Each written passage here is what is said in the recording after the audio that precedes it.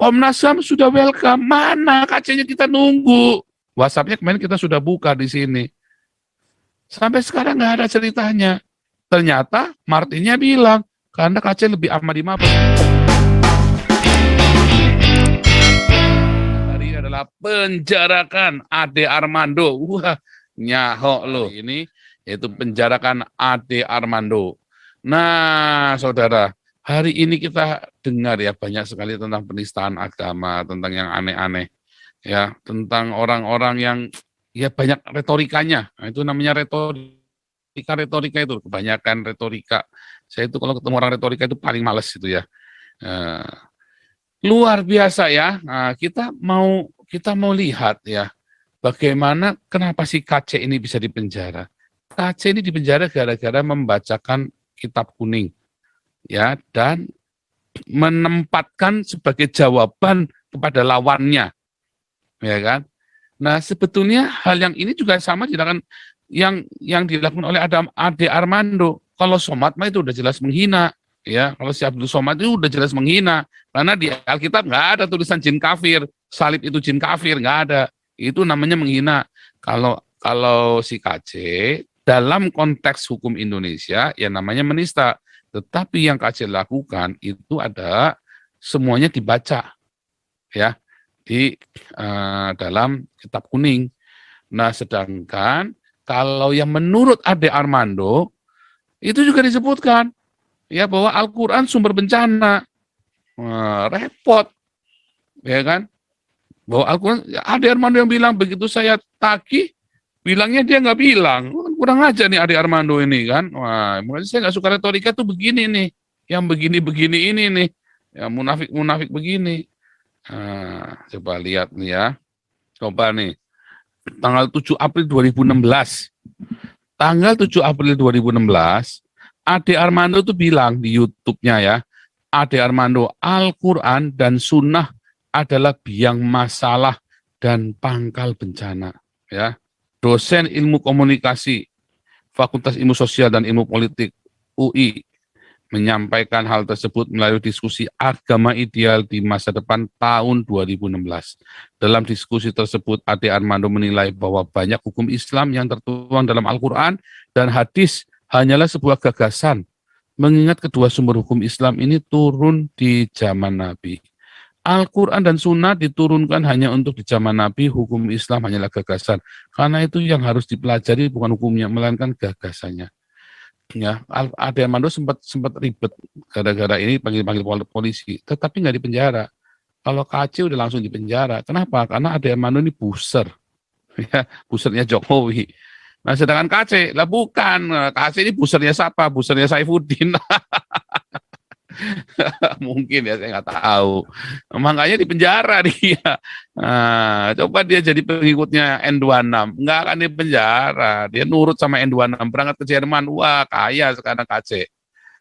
Nah, salah dia. Dia yang bilang loh, ya. Kemudian ini kan ada yang bilang dia sendiri, yang memberitain orang Islam sendiri ini dari kabar Islam ini. Anda tinggal cek sendiri aja ya. Luar biasa. Iya kan? Terus, tapi Ade Armando geram gegara Paulusa mengaku sebut Al-Quran sumber bencana dari pernyataannya. Dari pernyataannya, Ade bilang memang sakit. Kemudian Ade ngomongin saya sakit nih, si Ade Armando ya. Padahal dia yang ngomong, saya kan cuma nulis doang. Waktu saya debat sama si Ustadz Masihud, saya bilang kalau Al-Quran sumber bencana. Yang bilang siapa? Yang bilang Ade Armando, saya bilang begitu. Nggak terima Ade Armandonya, padahal dia yang bilang sendiri. Nah, itulah lidah tak bertulang.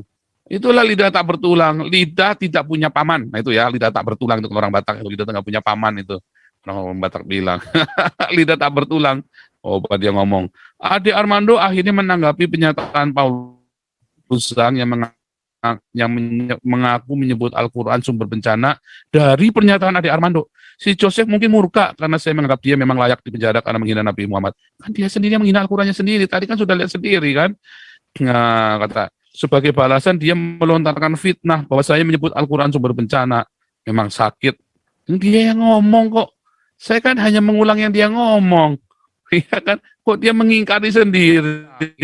Nah itu kan sebenarnya kasusnya KC juga sama kan, KC sama si Abdul Somad kan, sama kasusnya mirip. Kasusnya KC sama Abdul Somad, kalau Abdul Somad jelas menghina, jelas-jelas direct dia menghina. Kalau KC dia membaca kitab kuning, walaupun tetap dalam undang-undang penistaan agama, Ade Armando, KC, Abdul Somad ya tetap harus masuk penjara. Kalau KC di penjara, maka Ade Armando dan Abdul Somad harus di penjara. Jadi kalau mau, ini saksi ahlinya harusnya Ade Armando. Si saksi ahli dimasukkan, karena kan dia pakar komunikasi, dosen komunikasi, dijadikan. Nah, waktu ditanyain, bacain ini, beritanya ini, mau nggak mau dia harus bela KC. Gitu ya. Bisa lolos nggak KC? Nggak bisa tetap. Tapi 8 bulan bisa kena, cuma di bawah 1 tahun. Karena yang KC ngomong hanya sebagai dampak, dan KC bukan apa-apa. Bukan siapa-siapa, nggak kayak Ahok. Nah, begitu. Ya, itulah yang harus kita perhatikan tentang pasal penistaan agama ini. Jadi Ade Armando inilah yang menista agama sebenarnya. Menista, bahwa dia dengan jelas-jelasan dia ngomong Al-Quran itu dalam biang masalah, dan KC kan hanya mengutip saja. Jadi kalau KC di penjara, memang karena ada kena pasal 156A itu, dan dia tidak berhak menafsirkan, bahkan membacakan juga nggak boleh, nggak ada urusannya. Tetapi kalau KC masuk penjara, maka Ade Armando juga harus masuk penjara. Maka Somad apalagi. Jadi kalau Somad sampai nggak masuk penjara, bukan KC dilepasin, ya berarti Jokowi yang kudu turun. Kalau nggak ada hubungannya, salah Jokowi lagi. Ya bukan salah Jokowi. Lawyernya yang goblok, lawyernya yang tolol. Itu ya, itulah yang jadi masalah sekarang. Dan saudara tahu nggak, seminggu yang lalu Ade Armando juga bilang bahwa nggak ada perintah sholat di dalam Al-Quran, jadi kalian sholat ikut siapa coba, orang Islam. Tambah bingung lagi kan, itu bukannya namanya penistaan agama lagi. Ternyata Al-Quran nggak ngajarin sholat. Yang ngajarin sholat siapa? Kitab kuning. Ya KC bener lagi dong, nggak salah. KC kan bilang, kalau nggak ada kitab kuning, orang Islam nggak ngerti sholat. Karena di Al-Quran nggak ada sholat. Nggak ada perintah itu sholat. Orang sholat itu belajar dari kitab kuning. Katanya KC begitu kan. Jadi salah nggak sih KC? Ya nggak salah. Dalam hal ini dia nggak salah. Ya terus katanya Yosua Tewu, KC ini korban karena Paulus melarikan diri. Ini tambah bodoh lagi, ya itu ya tadi ya, karena dokternya belum selesai DBS, jadi bingung. Nggak ada di Indonesia, kita gara-gara nggak bisa ini terus nangkep ke sana. Bego banget ini pengacaranya juga ya. Siapa sih yang ngajarin DBS ini? Jadi saudaraku, kita harus belajar cerdas. Kita harus belajar cerdas di dalam, kita harus belajar cerdas menanggapi polemik dan pembicaraan ini. Cerdas, cepat. Ya, di sidang itu ya, penjelang sidang ini saksi ahli itu harus benar. Saifuddin jadi saksi ahli nggak bisa. Saksi ahlinya ada Armando. Ya, siapa lagi saksi ahlinya? Ya minta Quraish Shihab jadi saksi ahli, minta dari orang NU. Karena mereka sedang ingin membersihkan citra Islam. Itu Gus Nuril diminta jadi saksi ahli, bayar. Nggak gratisan, itulah gunanya uang yang dikumpulkan. Malah bingung uangnya buat apa, nggak jelas. Nah, itu dia, karena pengacara politikus yang mumet ndase, ya kan. Manusia nggak bisa jadi saksi ahli, nggak bisa Johan. Saksi ahli itu harus benar-benar ahli. Bambang Nusyana bukan ahlinya Al-Quran, nggak bisa. Dia nggak bisa. Ade Armando bisa, karena dia ahli komunikasi, dan satu lagi saksi ahlinya harus dari orang NU sendiri. Pastikan dia akan membela KC. Di lobi dulu, dijak ngomong dulu. Kalau nggak ya jangan dipanggil. Ya, termasuk si Gus Nuril atau siapa itu temannya Ahok itu, Nurkolis.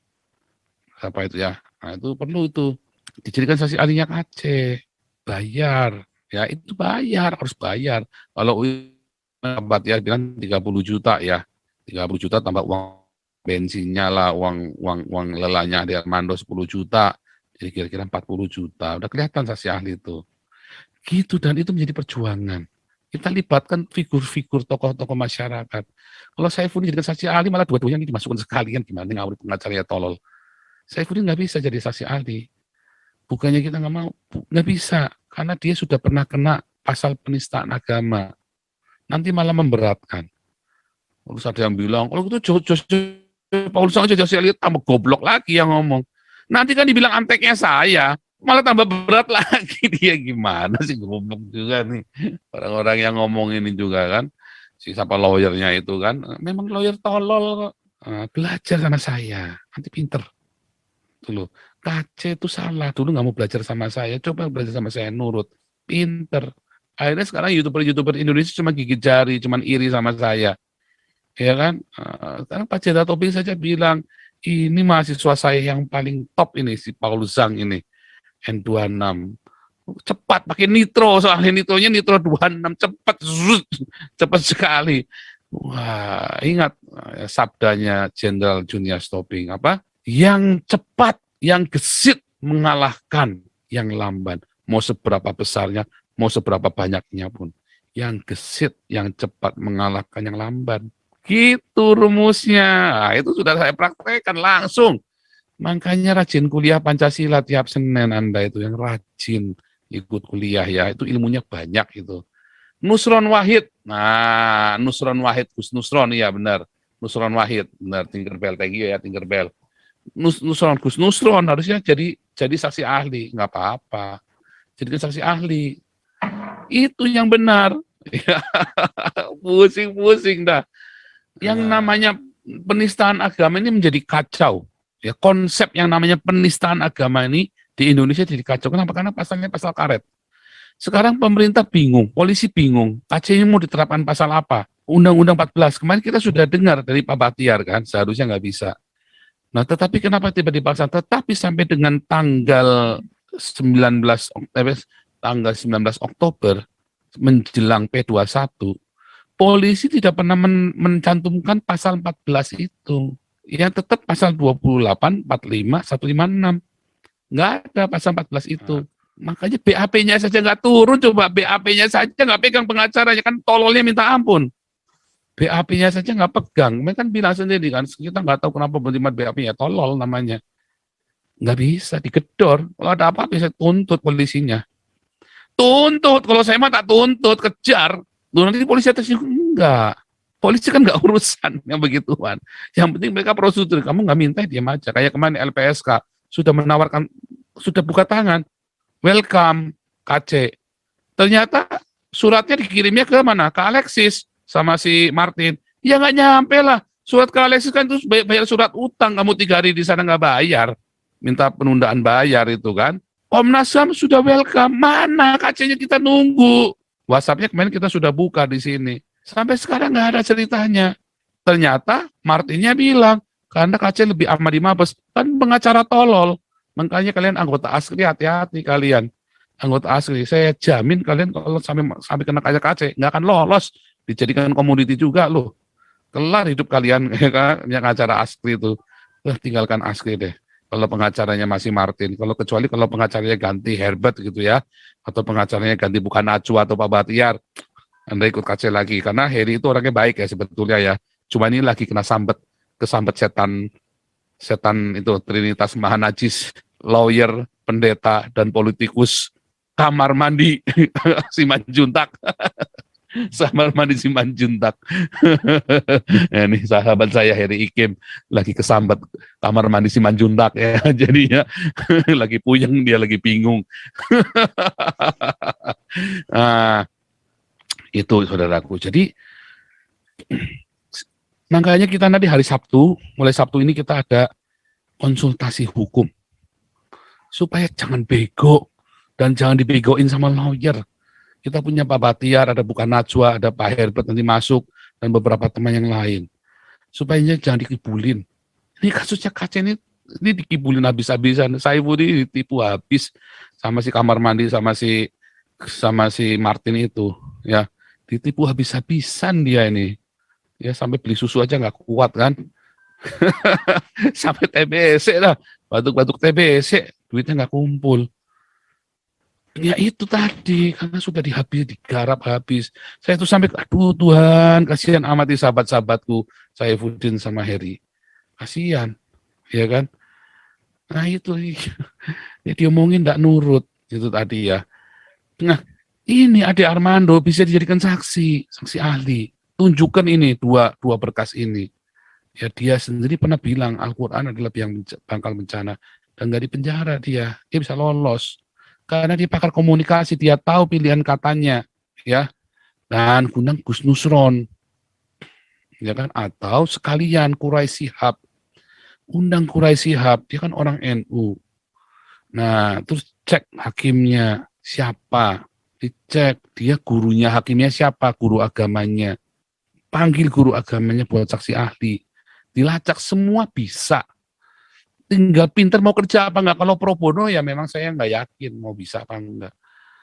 Kalau pengacaranya pro bono ini, kalau pengacaranya dibayar, ya kudu dicari. Hakimnya siapa, jaksanya siapa, cari guru agamanya. Panggil guru agamanya, suruh bersaksi. Guru agamanya dideketin dulu, dikasih pengertian. Begitu, kalau teman-teman yang Islam Pancasila, itu saya kok masih yakin, mereka masih waras. Tapi kalau Islamnya yang lain ya memang saya nggak yakin.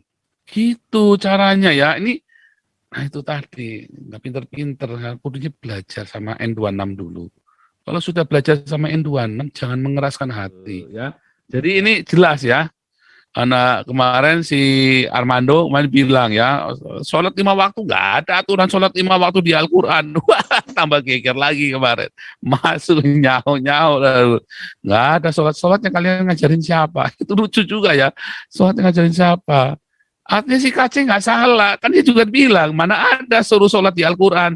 Kamu tahu sholat, taunya dari kitab kuning, nggak ada kitab kuning, kamu juga nggak sholat, kata si Kaceng kan. Saya masih ingat dulu ya, kita pertama kali bercanda gitu kan. Ya, nggak salah, bisa lolos ya 8 bulan lah, 8 bulan, 10 bulan, maksudnya 10 bulan lah penjara, 10 bulan, dan dia sudah di penjara, nanti lihat, akhirnya ketok palunya salah tapi bebas, apalagi dia sudah dikasih makan tai, itu bisa ringan nanti. Sudah jelas polisi melanggar hukum acara pidana kok. Bisa pulang KC itu. Sekarang pun bisa pulang. Kalau saya yang megang itu, pulang itu KC langsung. Kalau pengacara pengennya sidang supaya dapat panggung. Kalau makelar kasus, pengennya dia pulang supaya bagi duitnya nggak kebanyakan.